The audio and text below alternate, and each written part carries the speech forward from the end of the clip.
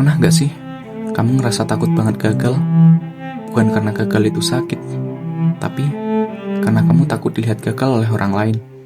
Takut dibilang gak cukup hebat, takut dibilang gak bisa apa-apa. Padahal semua orang juga pernah merasa gagal. Tapi kenapa rasa takut itu lebih kayak nyiksa dari gagalnya itu sendiri?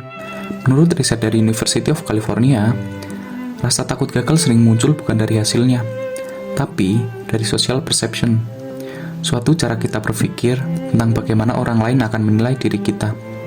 Sejak kecil, banyak dari kita tumbuh dalam budaya yang menghargai hasil, bukan proses. Nilai 100 dipuji, tapi nilai 70 sering dianggap memalukan. Tanpa sadar, otak kita belajar bahwa gagal sama dengan aib. Masuk ke dunia digital, tekanan itu makin besar. Kita lihat orang lain sukses di usia yang masih muda, punya karir mapan, atau hidup terlihat sempurna. Dan di titik itu, kegagalan bukan cuma bikin kecewa, tapi bikin malu. Padahal, seorang psikolog bilang, orang dengan growth mindset justru melihat gagal sebagai bagian dari belajar. Sedangkan yang punya fixed mindset, merasa bahwa dengan gagal, berarti dirinya memang gak cukup baik. Jadi, bukan gagal yang menyakitkan, tapi cara kita memaknai gagal itu sendiri. Kalau kamu sering takut terlihat gagal, mulailah ubah fokusnya. Dari takut dilihat orang, jadi berani memperbaiki diri. Coba deh, tanya ke dirimu sendiri.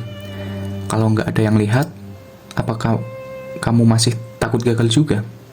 Aku yakin jawabannya tidak. Karena yang kamu takutkan sebenarnya bukan gagal, tapi takut kehilangan citra sempurna di mata orang lain. Belajarlah kasih izin buat diri sendiri untuk nggak selalu bisa.